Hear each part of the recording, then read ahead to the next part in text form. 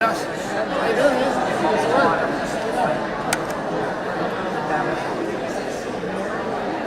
day, it's always something. Things are good.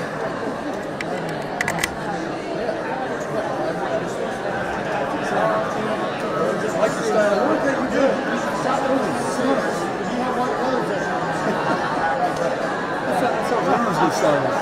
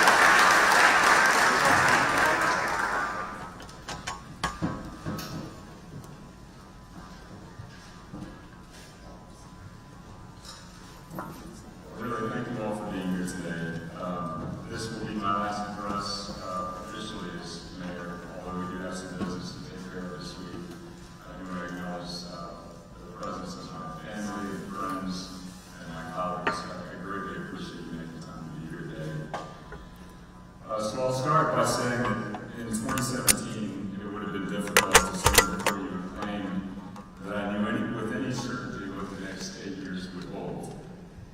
It would also have been foolish to assume that I had all the cures to our ills or the answers to every problem.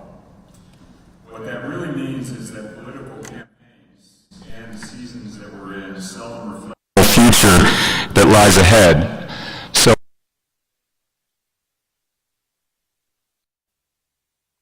Very well. Let's give them a big round of applause.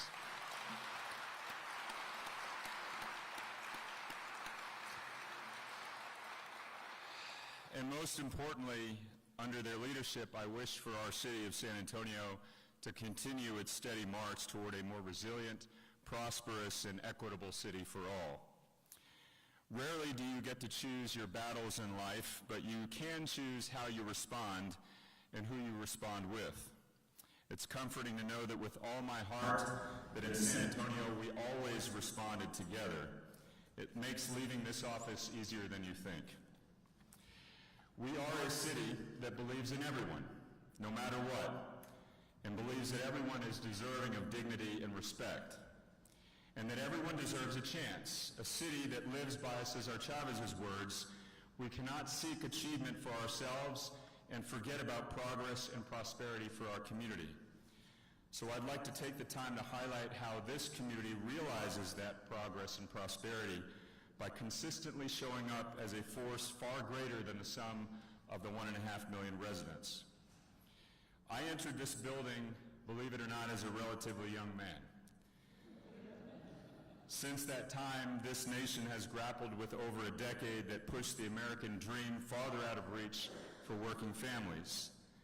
But it was a scrappy city in South Texas, one of which one in which more of those families already began well behind the starting line, that has stood unified to say, to hell with narratives, let's do something about it. So as poverty rates have risen sharply in other parts of the country, San Antonio's has started to fall. As unsheltered homelessness surges in cities around the world, San Antonio has brought more of its people under safe roofs. Violent crime is down and great jobs are up. Even still, we know that the work has just begun. Poverty will take generations to heal. So long as there is one resident without a home, there are still more homes to repair and to build. Wages have risen, but not yet enough for a modern city. We will close our last coal plant well ahead of schedule and have become the #1 solar city in the state of Texas, but like it or not, our region is growing and our air and water are never free from threats. We continue to weather the state and national politicization of disease, gender, autonomy, and the simple freedom of choice.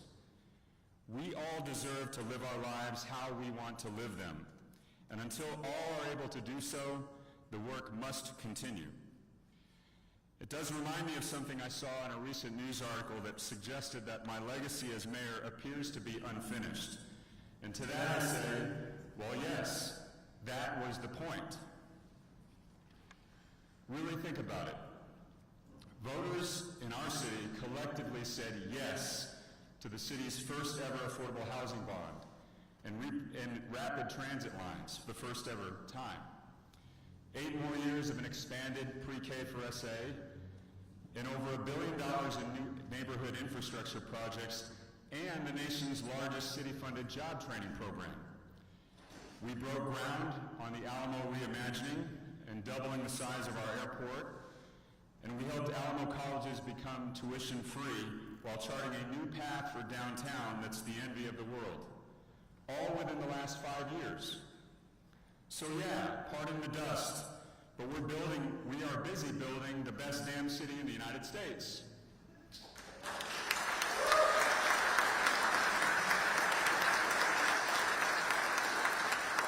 Continuous investments in the people of our community will be the only way we can finally pull ourselves out of the holes that we've bemoaned for so long.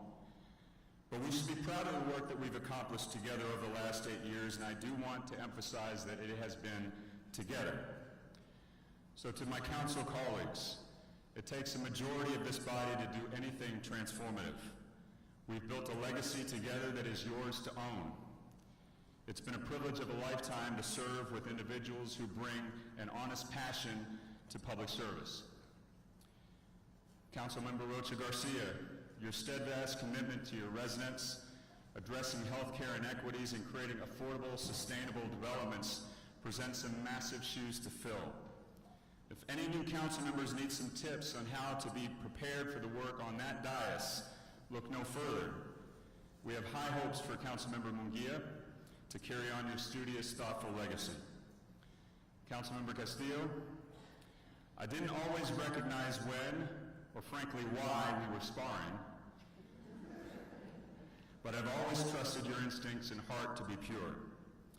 Thanks for working with me to realize a new era for affordable housing, and I can't wait to see you continue to work to ensure real security for San Antonio's working families.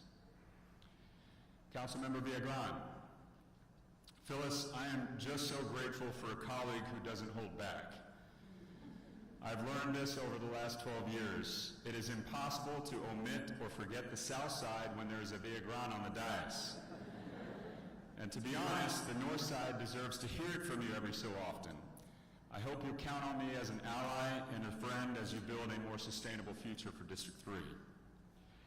Councilmember Cabello Haverda, it's been great working with you over the last 6 years. The community will remember you for your commitment to transparency in our public safety policies and for your willingness to engage our community on some of the most pressing and difficult issues at City Hall.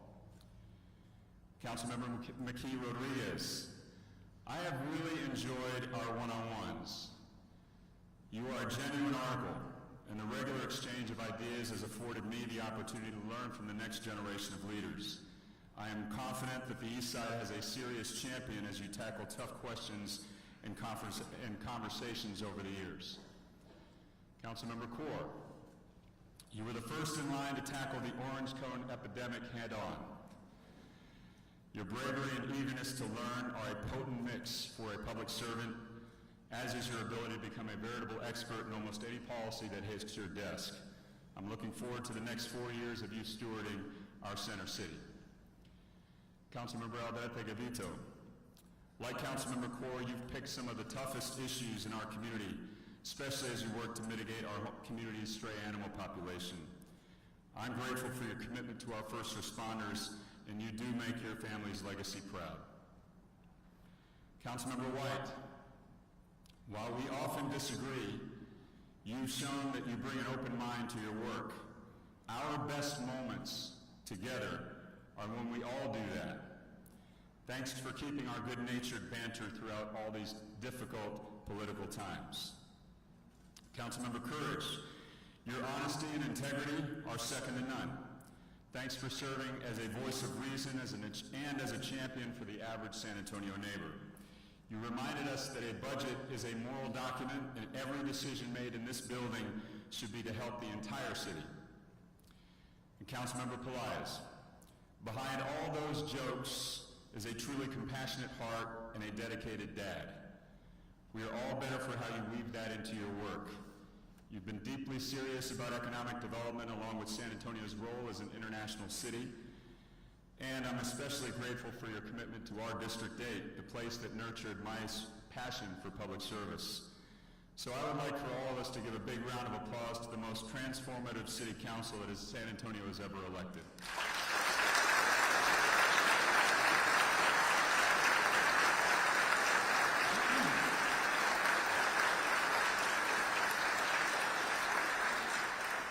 But what good is our vision if the organization can't put it into action?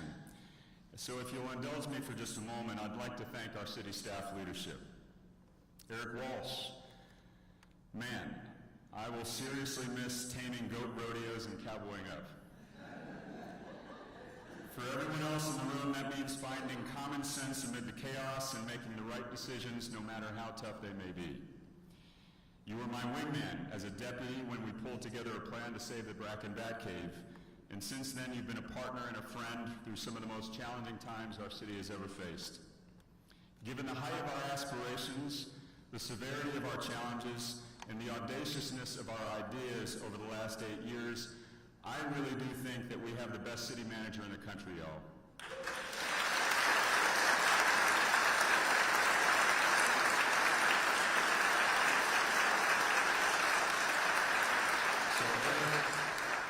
Please tell Sandra and the kids that we were grateful for them too.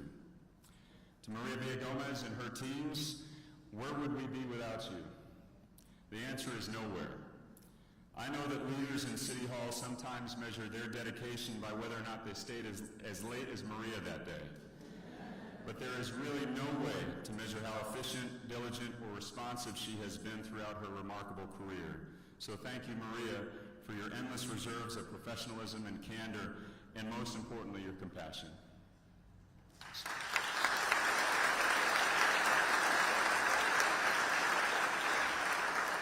Special thanks also under her leadership to our chiefs, Bill McManus and Valerie Frausto, and to all of our first responders for keeping us safe. They are truly the best of the best. Lori Houston and her teams, you bring big dreams to fruition. Whether it's the city's first ever affordable housing bond, the Alamo redevelopment, a rental assistance program that became a model for the nation, or a new era of vibrancy and activation within our downtown core, we've always been able to count on you, and I'll miss your creativity and your heart to serve our most vulnerable residents. Jeff Coyle, we are doubling the size of our airport. And year after year, you, along with Sally, Juan, and their teams, have successfully managed to preserve our community's voice and prevent the state and federal governments from seizing City Hall. No joke. Your teams deserve every bit of praise they receive, and special thanks, of course, to Jesus Saenz for delivering our airport into the 21st century. Alex Lopez, I think it was just minutes after you were promoted that we had to get the ball rolling on the ready-to-work implementation. You've been instrumental in some of San Antonio's biggest victories, including the $1 billion week that brought Navistar and our community's massive expansions to Toyota. Things like JCB, a new plant, or new sister cities don't happen overnight. And so I want to thank your teams, especially Brenda Hicks Sorensen, Sherry Dalit-Shahi, and also Jetta Sacedo Herrera for their teamwork and friendship. And a big special thanks to Mike Ramsey for doing the impossible for our residents each and every day. John Paterick, we miss you, John, on our side of the second floor, but it's been great watching you adapt to a role that is no easy job. But now that I'll be driving again soon, I look forward to texting you about nuisance construction zones. Thank you for everything that you've done for my office and for the city and your roles in the city manager's office. I did see David McCary. I still see David McCary. I've appreciated the opportunity to work with you and your deep dedication to the UNCF. Your commitment to your employees is unmatched, and it's been an honor to watch you rise through the ranks. I'll miss the guy with the best attitude in the city.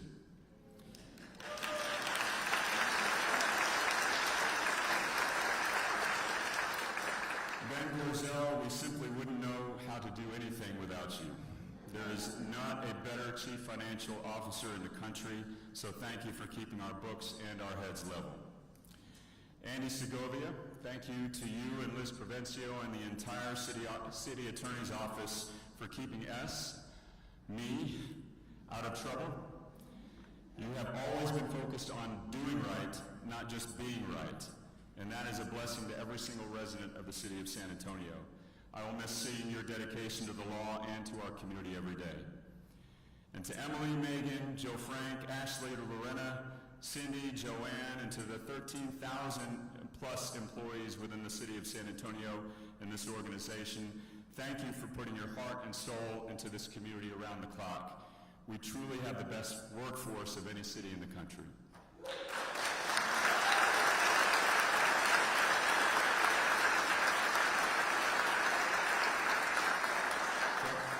But beyond city staff, elected officials don't operate alone.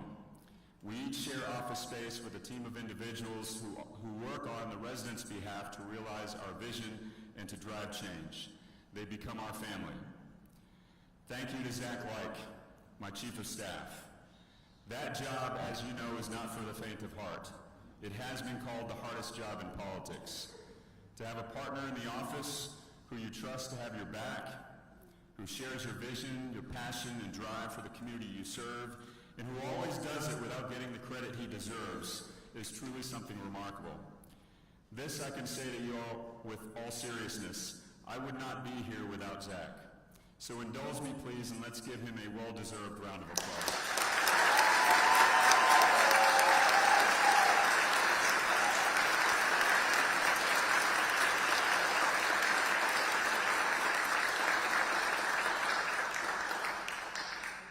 And by the way, to Peter, he's moved on, to Joe, Gus, to Aaron, and all the past and present members of the executive detail team, thanks for literally having my back. And keep on rocking, fellas. You know what I mean. Alice Aguirre and Jackie Bowles, they were two of the first hires I made in District 8 and have been my guardians ever since. Between the two of them, they have almost 90 years of service to this city. 9-0. I'm grateful that they decided to postpone their retirement to keep serving me, alongside me. Same goes for Bruce Davidson. You know he's a former newspaperman and agreed to unretire to be my communications manager, but honestly he's been so much more than that, including a mentor, a historian, and a counselor when the occasion called for it. Thank you, Bruce.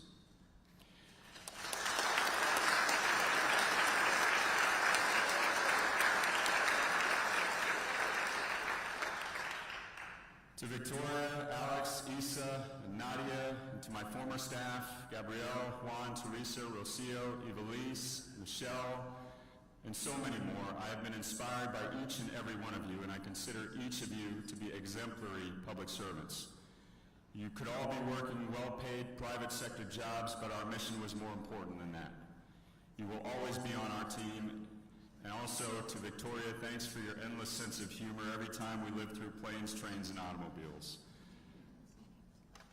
You all might know that I've been packing up my office lately, but I've been delaying taking down my most prized possession in the office, and that's a painting by Cristina Sosa.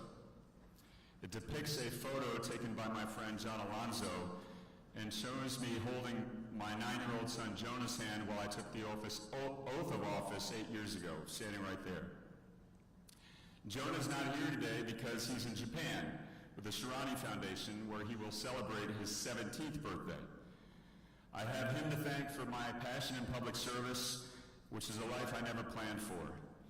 But his daily question to me when he was a toddler and I was on the city council, how have you made the world better, continues to be my best guide. Allow me to thank also my dad Ken, many of you know him, he's here, for continuing to remind me about the difference between a statesman and a politician. Along with my stepmom Carol, they are two of the most dedicated campaign volunteers I've ever had. Thank you guys.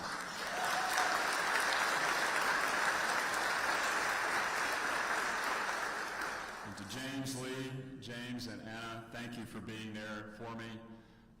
Sometimes we don't always agree on politics, but we did agree that serving the city was an important thing to do, and I thank you for always being there for me. And to Erica, what can I say?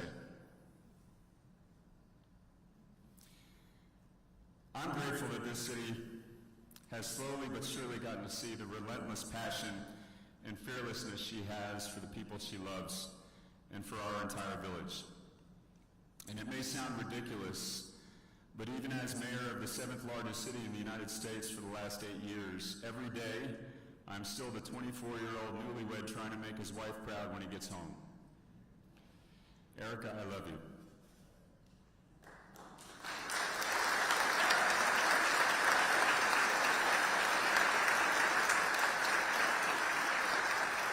Thank you for letting me and the city you love walk beside you. So this will be my last official address as mayor, and so I want to go back to the power of this community. Everyone in this room knows where they were in March of 2020. But do you remember February 2020? Unemployment was at 3.7%, and months prior we had just announced our best quarter for economic development and job creation in 2 decades. Our city was the fastest growing in the nation. Even then, some 60,000 people relied on our food bank every week to keep meals on the table. Only 26% of our workforce had a post-secondary education, and nearly the same number, 1 in 4 adults, were considered functionally illiterate.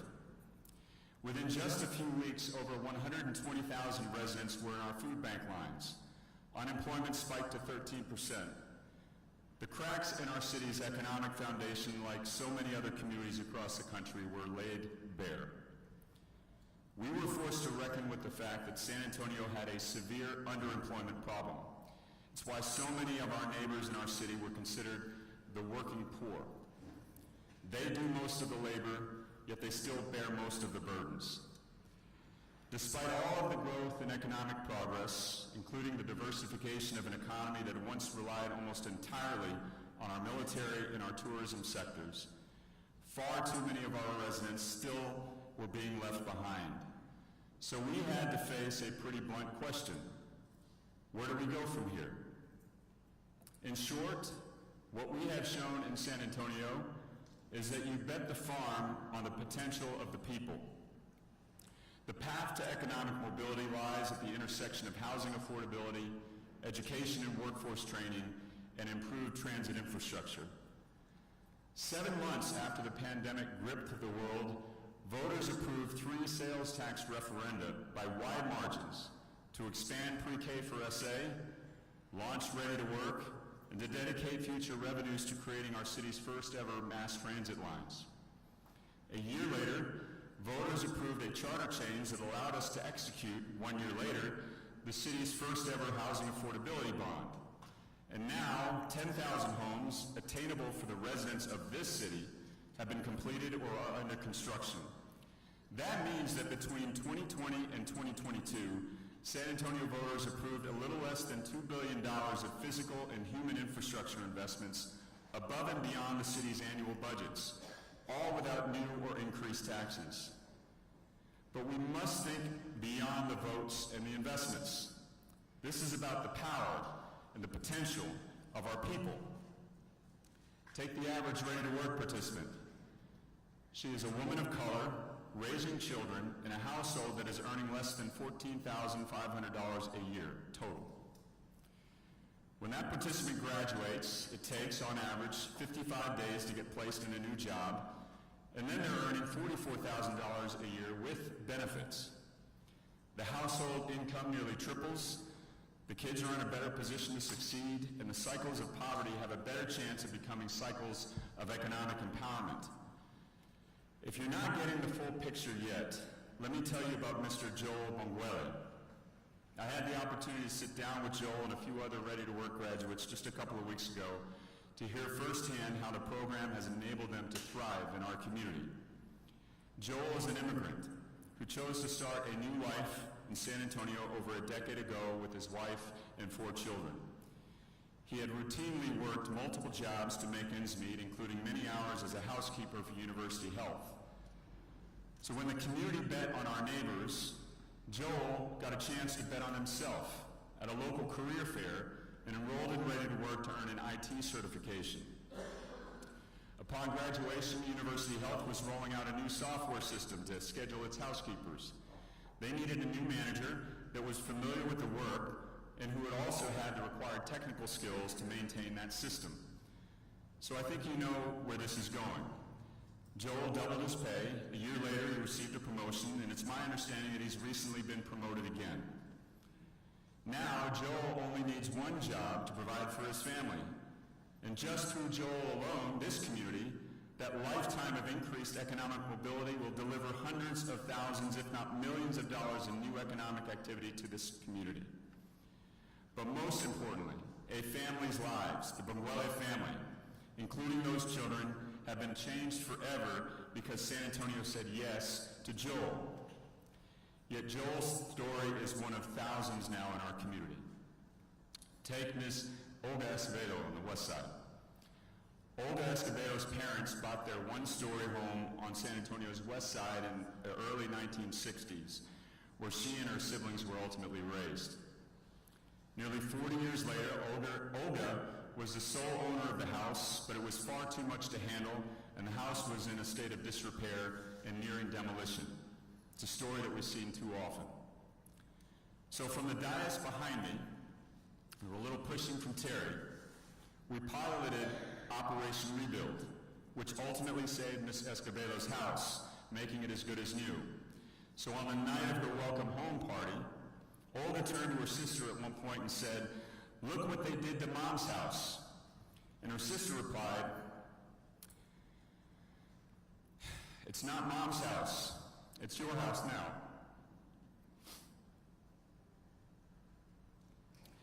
These stories highlight the full power of our community.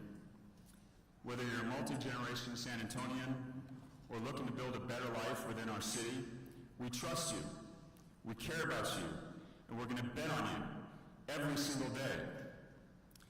So thank you for believing in the potential of our neighbors. Thank you for hiring our friends. Thank you for building homes for our families. And thank you for betting on me all these 8 years. Because it's the raw talent in our community that has always lived within San Antonio. We just needed to give our neighbors their shot. So let's keep doing that. There's a second part to that Cesar Chavez quote I highlighted at the top of the speech, so I want to leave you with its close. Our ambitions must be broad enough to include the aspirations and needs of others, for their sakes and for our own. So keep reaching higher for yourself, San Antonio, but always remember that you have 2 hands. It costs nothing to reach out for a neighbor, but it could mean everything to our community. So thank you to my friends, my family for always having my back. I see many of our comadres and compadres here today. Mike, Martha, Francisco. Thank you for always lending a helping hand, and thank you all for the privilege to serve. San Antonio, si se puede. God bless you all.